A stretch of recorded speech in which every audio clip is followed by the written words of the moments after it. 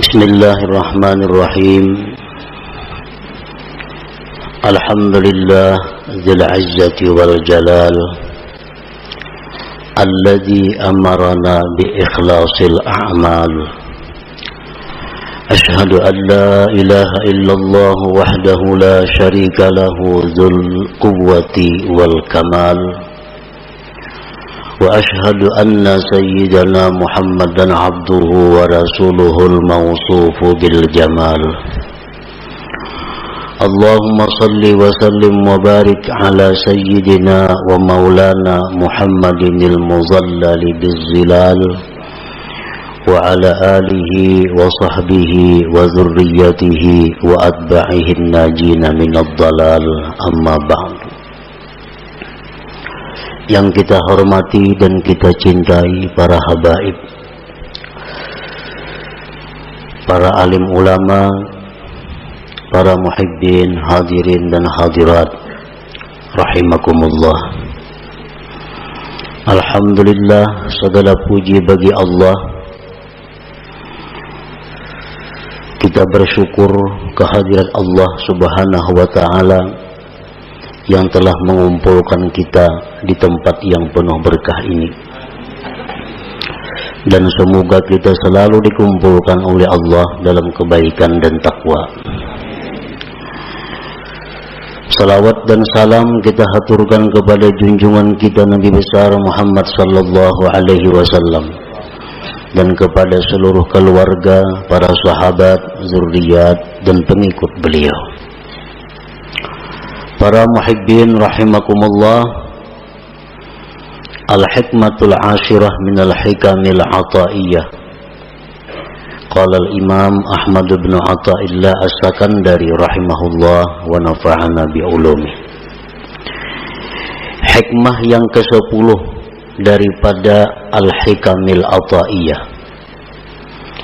Berkata al-imam Ahmad bin Athaillah as-Sakandari rahimahullah, al-a'malu suwarun qa'imah wa arwahuha wujudu sirril ikhlasi fiha. Bermula amal-amal adalah rupa-rupa yang berdiri, dan roh-roh itu amal adanya sirrul ikhlas pada amal itu. Nah, para muhibbin rahimakumullah, dimaksud dengan apa yang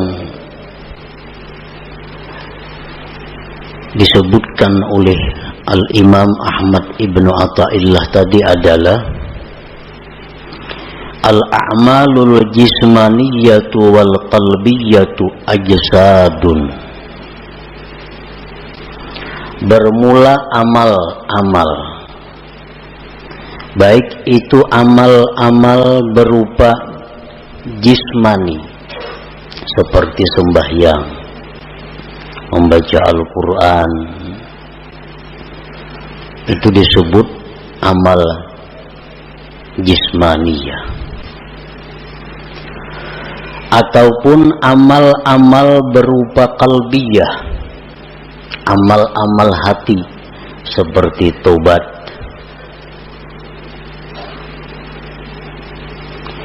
ajsadun, amal-amal itu seperti jasad, seperti tubuh. Wa arwahuha wujudul ikhlasi fiha, maka bermula roh amal itu adalah adanya ikhlas pada amal-amal itu. Fal ajsadu bila arwah sakitatun mayitatun. Bermula jasad dengan tidak ada rohnya, maka itu akan jatuh gugur dan mati. Wa kadzalikal a'mal, demikian pula amal-amal la qiyamalaha, tidak ada tegak dengannya illa biwujudul ikhlasi fiha, melainkan dengan adanya ikhlas pada amal-amal itu. Nah, para muhibbin rahimakumullah, Imam Ahmad Ibnu Athaillah mencontohkan amal perbuatan kita ini, baik yang jismani atau yang rohani, itu seperti tubuh, seperti jasad. Sedangkan rohnya adalah ikhlas. Artinya bahwa amal yang kita lakukan itu kalau tidak ikhlas berarti tidak punya roh. Jasad yang tidak punya roh itu akan dikubur, akan tidak bisa dimanfaatkan. Nah, demikian pula amal ibadah kita yang tidak ada rohnya, tidak ada ikhlasnya, akan tersia-sia, tidak diterima di sisi Allah Subhanahu wa ta'ala.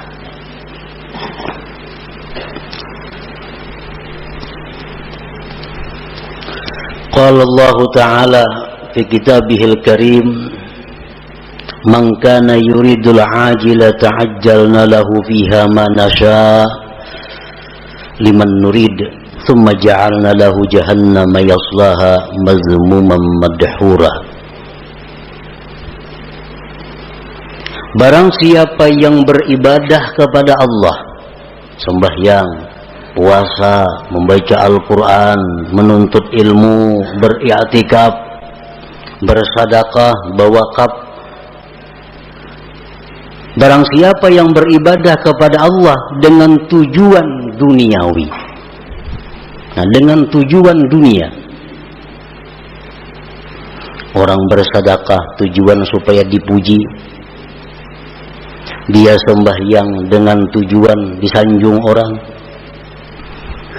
maka ujar Tuhan, kami segerakan baginya padanya yang kami kehendaki bagi orang yang kami kehendaki. Maka artinya yang dia maksud dengan pujian itu akan didapatkannya. Dia sembahyang ingin dipuji orang, maka pujian itu akan datang kepadanya.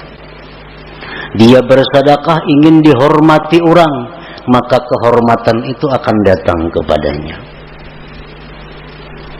Summa ja'alna lahu jahannama yaslaha, kemudian kami jadikan bagi dia neraka jahannam yang dia masuki, mazmuman, hal keadaan tercela, madhuran, dan dilaknat Allah. Surat Al-Isra ayat 18. Nah, artinya orang yang beramal ibadah dengan tujuan dunia, tidak karena Allah, bukan hanya kada diterima oleh Allah, tetapi disiksa. Faqad bayyana Allah Ta'ala fi hadhil ayah anna man 'amila li ghairi wajhillah fala thawaba lahu fil akhirah wa ma'wahu jahannam. Sungguh menjelaskan Allah pada ini ayat, barang siapa yang beramal bukan karena Allah, tidak ada pahala baginya di akhirat, dan tempatnya adalah jahannam.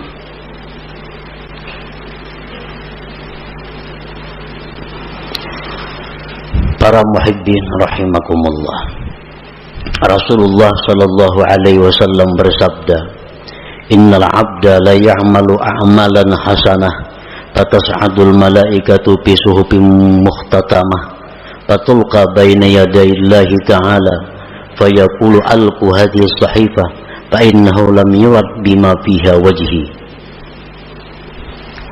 yang artinya sesungguhnya seorang hamba beramal-amal kebaikan, sembahyang, puasa, zakat, sedekah, haji, umrah, dan sebagainya, maka naiklah malaikat membawa buku-buku catatan amal tersebut, kemudian diserahkan kepada Allah Subhanahu wa ta'ala. Maka Allah berfirman, lemparkan ini catatan amal, bahwasanya dia tidak dikehendaki dengan yang ada pada catatan itu akan zatku, ujar Tuhan. Artinya buang itu amalan, karena inya beramal itu bukan karena aku. Waqala Rasulullah sallallahu alaihi wasallam, idza kana akhiruz zaman sarat ummati thalatha firaq, firqatun ya'buduna Allah khalisa, wa firqatun ya'buduna Allah riya'a, wa firqatun ya'buduna Allah liyastaqilu bihin nas. Fayaqulu Allah azza wa jalla lil mukhlisin idhabu ilal jannah, wa yaqulu lil akharin idhabu bihim ilan nar. Apabila akhir zaman, ujar Rasulullah, jadilah umatku itu 3 kelompok, 3 golongan. Satu golongan yang beribadah kepada Allah ikhlas. Golongan yang lain ada yang beribadah riya, mengharapkan sesuatu dari makhluk, baik itu materi atau pujian. Satu golongan yang beribadah kepada Allah untuk mencari makan dengan manusia. Allah berfirman pada hari kiamat, bagi orang-orang yang ikhlas, masuklah kalian ke dalam surga. Dan Allah berfirman bagi yang lainnya, pergilah dengan mereka itu ke dalam api neraka. Para muhibbin rahimakumullah, dengan dalil-dalil ini jelas bahwasanya ikhlas itu adalah satu kewajiban yang mesti ada dalam setiap amal ibadah.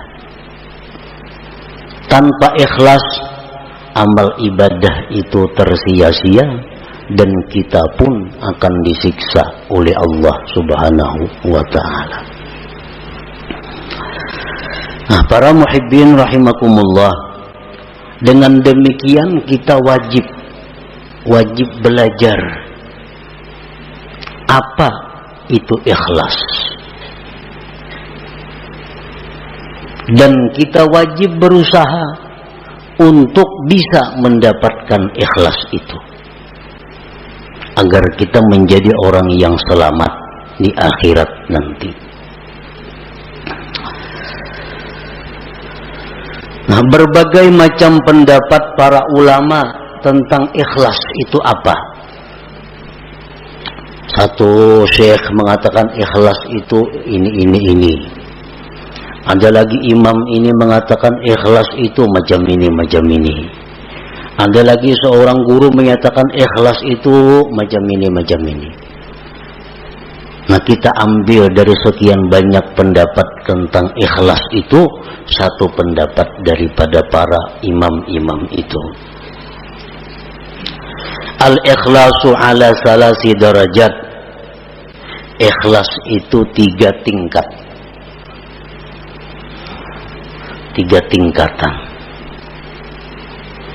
Yang pertama disebut darajatil awam. Ikhlas tingkatan orang awam. Ini ikhlas sudah ada punya harga di sisi Allah, walaupun murah daripada tingkatan yang berikutnya, tapi sudah dihargai oleh Allah.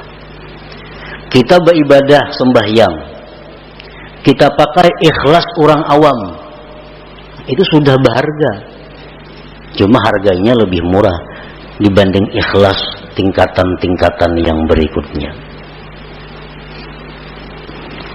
Nah, ikhlas orang awam ini artinya adalah ifradul haq fi kasdil ibadah ma'a talabil huzuzid dunyawiyyati wal ukhrawiyyah ka hifzil badan wal mal wa sa'atir rizq wa dukhulil jannah wan najati minan nar. Ikhlasnya orang awam itu adalah mengesahkan Tuhan pada tujuan ibadah. Memang ini beribadah itu tujuannya adalah semata-mata karena Allah, tidak ada karena yang lain. Nah, inya sembahyang karena Allah, tetapi beserta meminta, menuntut bahagian-bahagian duniawi dan ukhrawi.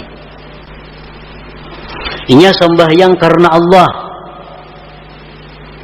Di samping itu, mudahan diluaskan Allah rezeki, mudahan dipeliharakan Allah harta nang ada, mudahan mati masuk ke surga, mudahan terhindar daripada api neraka contohnya. Nah, ini sudah ikhlas untuk golongan orang-orang awam.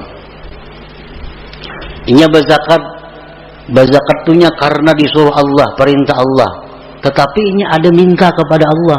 Dengan berzakat ini dia minta kepada Allah agar hartanya bertambah, hartanya terpelihara, hidupnya selamat dunia dan akhirat.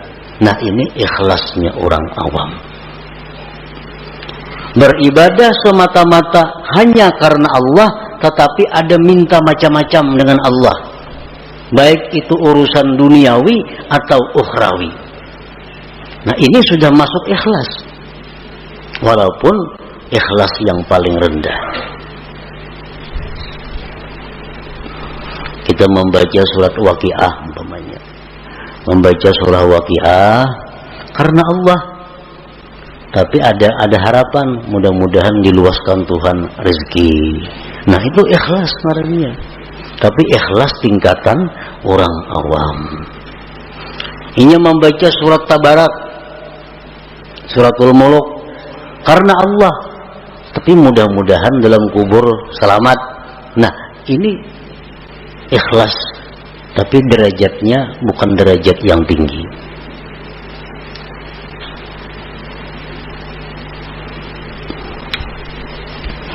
Yang kedua, darajatul khawas, derajat ikhlas orang khawas.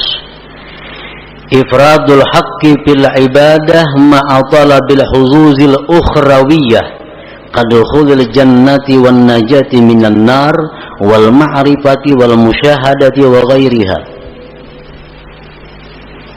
Ikhlas tingkatan yang kedua tertinggi ini, talarang Allah menghargai daripada yang pertama tadi. Nah, ikhlas derajat yang kedua ini adalah mengesahkan Allah pada ibadah. Artinya inya beribadah itu semata-mata hanya karena Allah, kada karena yang lain. Tetapi serta tuntutan akhirat, masuk surga, selamat daripada api neraka, diberi Tuhan ma'rifat, diberi Tuhan musyahadah. Nah, ini yang dituntutnya kepada Allah. Ini berzikir umpamanya 1000 sehari atau 10.000 sehari, la ilaha illallah, la ilaha illallah. Tujuannya apa berzikir ini? Karena Allah. Allah nyuruh berzikir, tapi inya minta kepada Allah agar diberi ma'rifat kepada Allah, agar diberi musyahadah. Nah, ini ikhlas tapi menurut tingkatan khawas ngarannya, belum lagi sampai ke derajat yang tertinggi daripada ikhlas itu, tapi sudah ikhlas ngarannya. Ya, tadi orang membaca surah Tabarak supaya dalam kubur selamat daripada fitnah kubur. Nah, ini ikhlas, tuntutan akhirat. Ini ikhlas derajat khawas ngarannya. Ini kadada dalam ibadah itu minta kepada Allah urusan dunia kadada. Nah, beribadah kepada Allah karena Allah, nang dimintanya kepada Allah urusan akhirat. Kadada urusan disihatkan badan, kadada urusan dimurahkan rezeki, kadada urusan berdagang supaya payu, kadada. Urusannya apa? Inya beribadah nih karena Allah, nang dimintanya kepada Allah urusan akhirat. Nah, ini ikhlas tingkatan yang nomor 2. Ini lebih hebat daripada yang pertama tadi. Yang ketiga, darajatul khawasil khawas. Nah, ini derajat yang tertinggi. tahqiqul ubudiyah wal qiyamu bi huquqir rububiyyah fil ibadah. Dia beribadah itu semata-mata memantapkan kehambaannya dan mendirikan dengan hak Tuhannya. Aku beribadah ini semata-mata karena Allah dan aku ini adalah hamba Allah, titik. Perkara masuk surga, perkara neraka itu kada tahu urusannya. Nah, ini berzikir karena menjunjung perintah Allah, habis ingat situ. Ini sembahyang, aku semata-mata menjunjung perintah Tuhan karena aku ini hamba, aku mesti sembahyang. Habis ingat situ. Kadada macam-macam lawan Tuhan tuh kehendak permintaan kadada. Nah, inilah derajat ikhlas yang tertinggi itu. Nah, para muhibbin rahimakumullah. Jadi apapun di antara derajat ikhlas yang 3 macam itu apabila ada di dalam amal ibadah kita, maka amal ibadah kita itu sudah hidup, sudah punya roh. Artinya ada harga di sisi Allah Subhanahu wa taala. Kita membaca Quran, di dalam situ ada ikhlas, walaupun derajat-derajat orang awam sudah selamat. Apalagi kita membaca Quran, di situ ada ikhlas derajatnya orang khawas, lebih larang lagi Allah menghargai. Apalagi ikhlas nang nomor 3, makin larang lagi harganya. Nah, makanya ibadah itu dibalas 10, bisa 70, bisa 100, bisa lebih pada itu, tergantung mutunya ibadah itu, tergantung kualitasnya ibadah itu. Para muhibbin rahimakumullah. Nah, jadi kita sudah tahu pentingnya ikhlas tadi. Pentingnya kita beribadah itu karena Allah. Kalau kada macam itu, sembahyang kita ditolak dan kita disiksa. Kita puasa kada karena Allah, puasanya ditolak dan kita disiksa. Kita bersedekah kada karena Allah, berbagi-bagi duitnya, tapi kada karena Allah, duitnya kada diganti Tuhan, berpahala kada, disiksa, duitnya habis. Kalau orang tuh bersedekah karena Allah, akan mendatangkan kelapangan, mendatangkan kebahagiaan. Karena Allah. Tapi kalau orang ini membagi-bagi duit, membagi baras, membagi apa, kada karena Allah, ujung-ujungnya bisa gila, bisa stres. Karena kada karena Allah. Nah, ini akibatnya dalam dunia pun sudah menderita.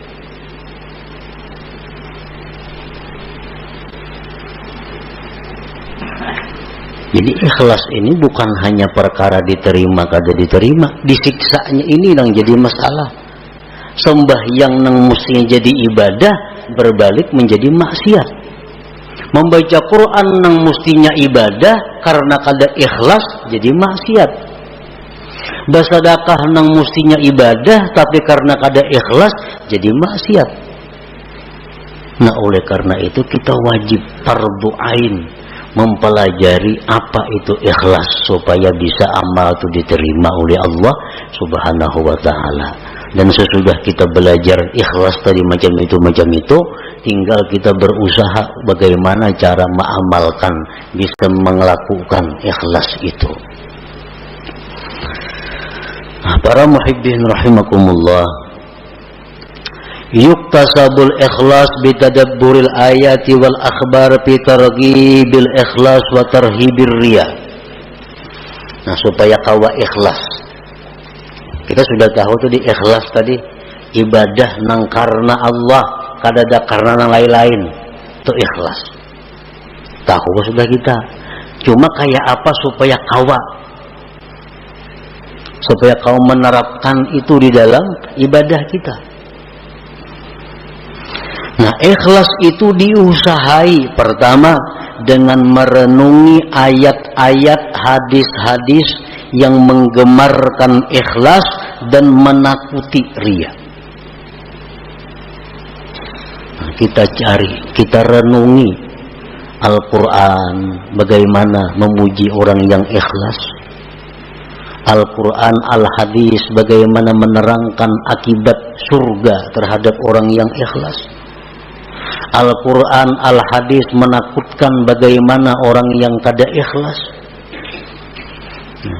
Orang yang kada ikhlas itu beramal, apapun amal ibadah kada ikhlas, itu di akhirat dipanggil Allah dengan panggilan ya munafik, hai munafik.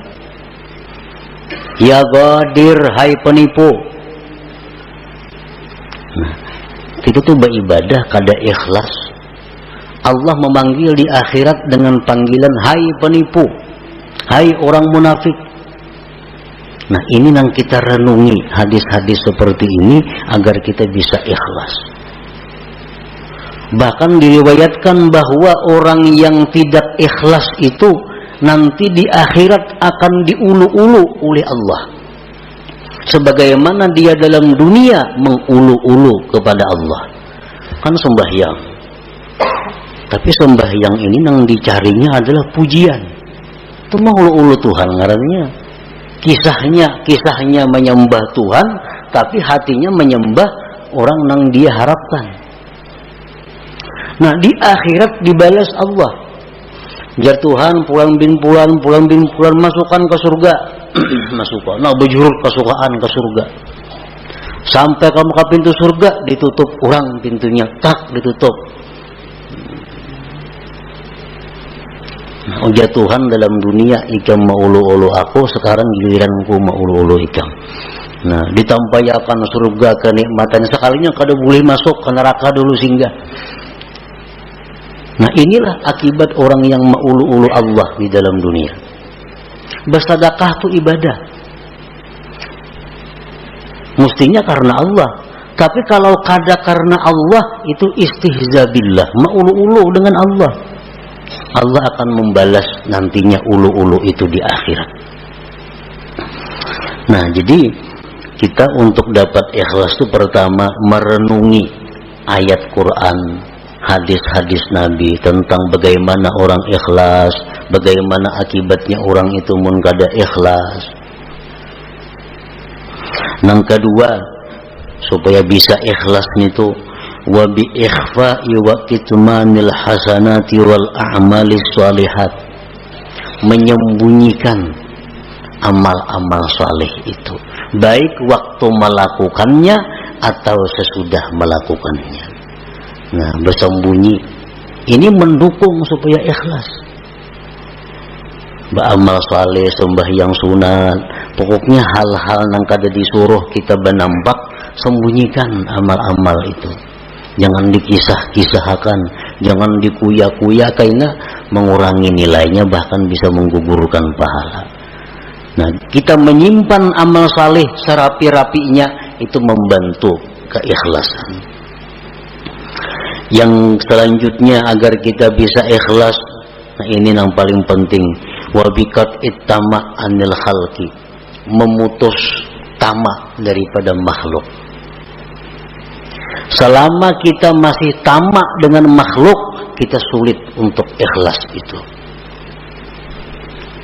Nah, selama kita masih ada yang kita kehendaki daripada makhluk, sulit untuk ikhlas. Kita kepingin makhluk itu sayang lawan kita kepingin makhluk itu hormat lawan kita kepingin makhluk itu mencintai kita kepingin makhluk itu memberi sesuatu kepada kita kepingin makhluk itu agar memilih kita. Selama itu ada dalam hati, kita sulit untuk ikhlas. Nah, sulit untuk ikhlas. Jadi putuskan harapan-harapan kepada makhluk.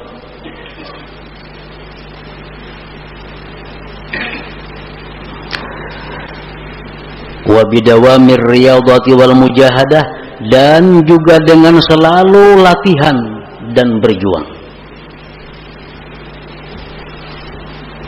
Jadi ikhlas ini mesti dilatih dan berjuang. dikisahkan bahwa salah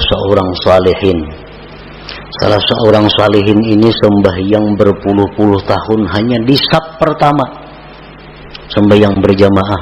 Saf kedua kada biasa, apalagi masbuk makin kada, selalu di saf pertama.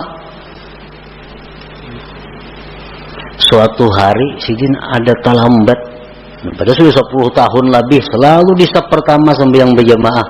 Suatu hari ada masalah sehingga datang ke masjid masbuk. Lalu ujar sidin, aku merasa supan masbuk nih, merasa supan karena mahir di saf pertama. Sekarang masbuk aku merasa supan. Nah, begitu merasa supan, lalu sidin menyimpulkan bahwa yang selama ini aku sembah yang di saf pertama itu adalah riya, bukan karena Allah. Buktinya aku hari ini supan sembahyang masbuk. Lalu ujar sidin, sembahyang yang sekian puluh tahun tadi aku qada hari demi hari, aku hari demi hari diqada. Nah, ini ngarannya adalah riyadhah wal mujahadah. Nah, kita sembahyang ada tadi asa ada riyanya, ulangi sembahyang biasa. Nah, di rumah surangan sampai bujur-bujur murni sembahyang kita. Kita tadi berzikir, kita tadi membaca Quran di tengah orang banyak. Tadi rasanya asa ada riya nih. Kayaknya di kamar buliki sorangan membaca. Nah, ini riyadhah wal mujahadah untuk mendatangkan ikhlas ke dalam diri kita. Nah, kemudian lagi supaya bisa ikhlas itu adalah waddu'a ilallah ayyarzuqahul ikhlas. Lawan Tuhan minta, Allahumma rzuqnil ikhlas fil a'mal. Ya Allah, berikan aku ikhlas pada amal-amal. Ini perlu lawan Tuhan, karena kalau Allah memberi satu mat saja. Allahumma rzuqni al-ikhlasa fil a'mal. Ya Allah, aku minta ikhlas pada segala amal. Selanjutnya lagi yang mendatangkan ikhlas adalah suhbatul mukhlisin, bakawan lawan orang-orang ikhlas. Mun bakawan lawan orang nang katuju riya, menjangkit katuju riya juga. Kawani orang-orang nang ikhlas, maka itu akan membawa ikhlas kepada diri kita. Wal iktifa bi ilmillahi ta'ala, dan ikhlas itu juga didatangkan dengan merasa cukup dengan ilmu Allah, merasa cukup dengan tahunya Allah. Aku ni beramal bila Tuhan tahu saya kung cukup dah, yang lain biar kadang tahunya. Nah, ini iktifa bi ilmillah. Bila kita kau macam itu, ikhlas. Aku beribadah, kada penting manusia, kada penting orang lain tahu. Bila Allah saya kung tahu cukup sudah. Nah, jadi itu jalan-jalan untuk mendapatkan ikhlas tadi. Nah, para muhibbin rahimakumullah. Qala ba'dhum man 'amila arba'atan biduni arba'atin lam yantafi bi 'amalihi. Barang siapa yang beramal, berbuat 4 perkara tanpa disertai dengan 4 perkara yang lain, maka dia tidak akan bisa mengambil manfaat dengan amalnya. Yang pertama, al-khawfu biduni hazar. Takut tapi kada waspada.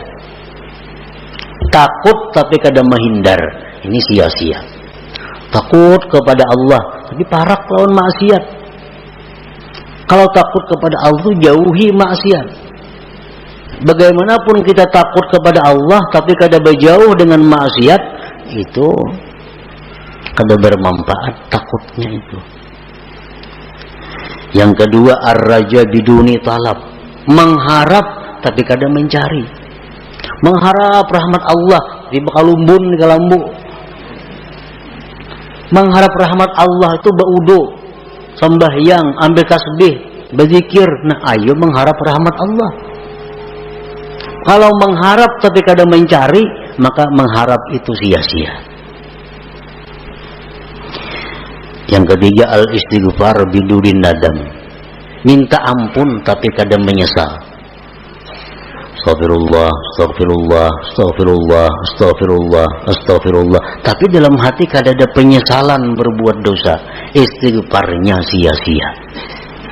Mestinya kita mengucap astagfirullah itu di dalam hati ada menyesal terhadap dosa yang dilakukan. Astagfirullahaladzim, kan artinya aku minta ampun kepada Allah. Astagfirullah, aku minta ampun kepada Allah. Mesti ada sesal di dalam hati. Nah yang keempat, al-amal biduni ikhlas. Beramal tapi kada ikhlas, kada ada harganya juga. Lam yantafi' bi amali, kada bermanfaat dengan amalnya. Jadi kalau kita hendak melakukan ibadah, mantapakan dulu nih, karena Allah atau kada. Bila kada karena Allah, hadangi dulu. Jangan terburu-buru, jangan tagasak-gasak, jangan umpatan. Jangan umpatan, beribadah kada sah umpatan itu.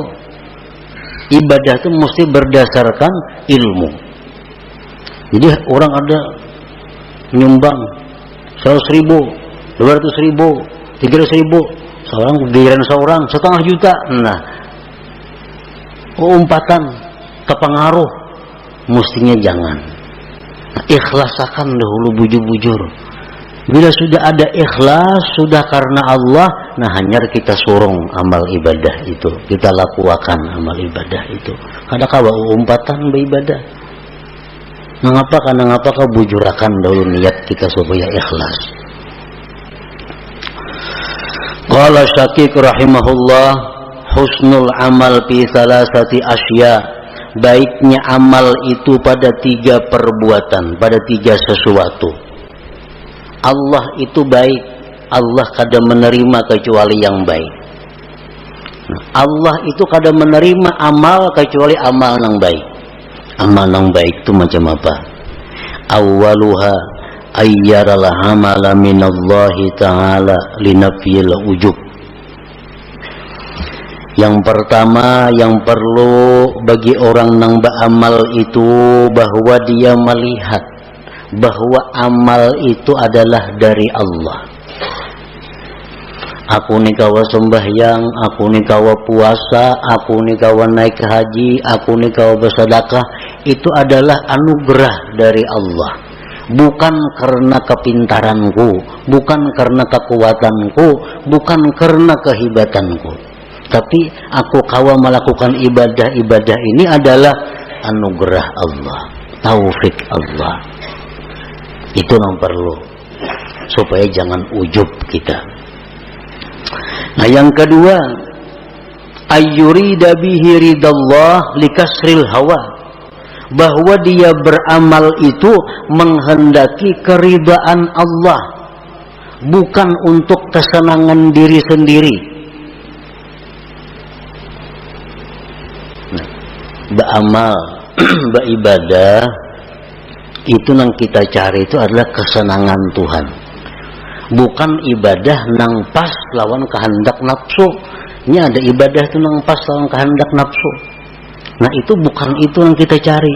Kita cari itu ibadah nang pas dengan keridaan Allah. Kayak orang sembahyang rajin di masjid-masjid tuh, pembelakangan ketujuh duduk bersandar nyaman di tawing tuh. Itu beribadah mencari kesenangan nafsu. Kalau kesenangan Allah di sab pertama, itu Allah senang di situ kita beribadah. Ini kada pembelakangan di muhara lawang supaya angin nyaman. Nah ini orang beribadah untuk kesenangan nafsunya. Padahal mesti ibadah itu yang kita kehendaki adalah keridaan Allah. Usahakan bahwa Allah yang disenangkan, bukan nafsu kita, bukan hawa kita. Ini sudah lumrah. Ibadah itu kalau pas nang lawan nafsu katuju aja menggawi kita. Tapi kalau ibadah nang kada cucuk lawan nafsu, nah ini berat. Padahal ibadah itu kita kehendaki adalah keridaan Allah, bukan keridaan nafsu kita. Asalis yang ketiga, ayyabtagiyas thawab minallah, bahwa dia mencari pahala itu dari Allah, linafi riya, untuk menolak riya. Kita beribadah mencari balasan itu lawan Allah, supaya jangan riya. Bila mencari balasan lawan makhluk, nah itu riya ngarannya. Bila riya, ibadah kada diterima dan kita bakal disiksa. Kita minta kepada Allah bahwa dengan ibadah ini, kita ibadahnya melakukannya karena Allah, dan kita minta supaya kita jadi orang yang mulia. Nah ayuh, tapi yang diminta asal Allah. Kita beribadah membaca Quran karena Allah, dan mudah-mudahan Allah buka pintu rezeki seluas-luasnya, boleh aja, karena kita minta kepada Allah. Nah kita beribadah kepada Allah, beribadah kepada Allah sambil mengharap agar makhluk-makhluknya mencintai aku. Ayo kada Bapak, asal yang diminta kepada Allah. Nah kalau kita beribadah untuk cari perhatian kepada makhluk, nah ini Allah nang marah. Nah, ini Allah nang marah. Kita beribadah supaya inya hormat kena lawan aku. Nah ini kita beribadah supaya kayaknya memperhatikan lawan aku, makhluk nih. Nah ini nang dimaksud nang kada boleh itu, bahwa ibadah kita ini tapi tujuannya adalah kepada makhluk Allah. Nah bila ibadah yang demikian itu ada pada kita, maka ibadah itu macam orang mati. Arti orang mati apa? Dipatak, dikubur, kada bisa dimanfaatkan apa-apa. Nah ibadah yang ikhlas itu adalah ibadah laksana jasad yang punya roh. Jasad yang punya roh adalah jasad yang bergerak, yang bermanfaat. Nah ibadah yang punya roh, ikhlas, adalah ibadah yang bisa kita ambil manfaat baik di dunia dan di akhirat. Nah kemudian hikmah yang ke-11.